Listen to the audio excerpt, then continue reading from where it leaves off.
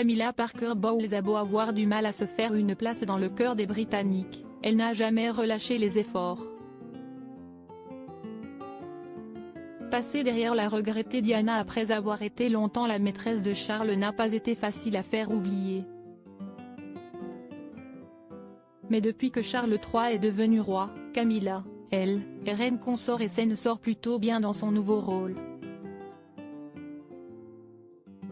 Mieux encore, elle vient d'hériter des titres du prince Andrew, en disgrâce. Camilla Parker Bowles devient en effet colonel des Grenadiers Gardes alors que le roi Charles III secoue l'ordre de la famille royale. Le père de William et Harry donne aussi à la princesse de Galles Kate Middleton le premier rôle dans l'armée.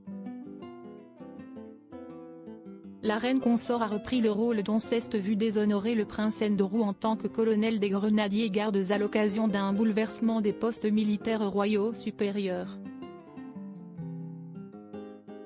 Alors que Kate Middleton est promue à son premier rôle dans l'armée, succédant à son mari en tant que colonel des gardes irlandais, le prince de Galles, lui, deviendra à la place colonel des gardes gallois.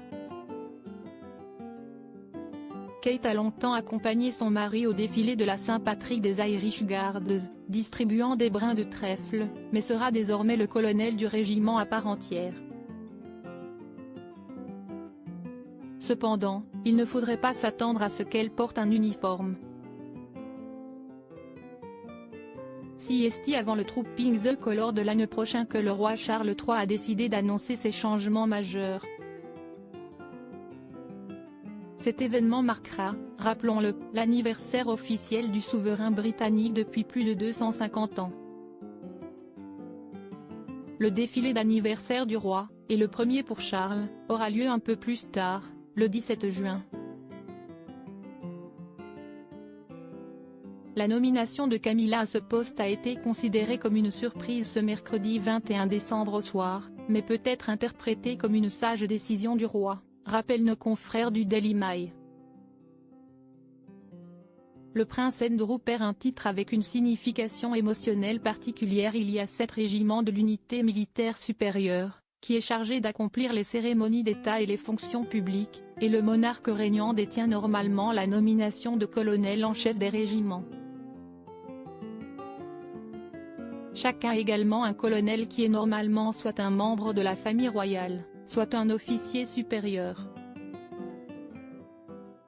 Andrew avait hérité du poste de colonel des Grenadiers Gardes de son défunt père, le duc d'Édimbourg, lorsqu'il a pris sa retraite de la vie publique en 2017. Un rôle qui avait une signification émotionnelle particulière pour lui, en raison de la popularité du prince Philippe.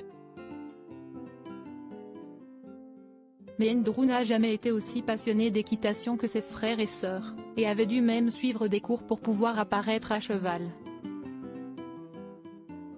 Malheureusement, à la suite de sa désastreuse interview de BBC Newsnight en 2019, le prince a été contraint par la reine de démissionner de ses fonctions royales officielles. En revanche, il avait été autorisé à conserver 10 affiliations militaires, dont celle de colonel des Grenadiers Guards.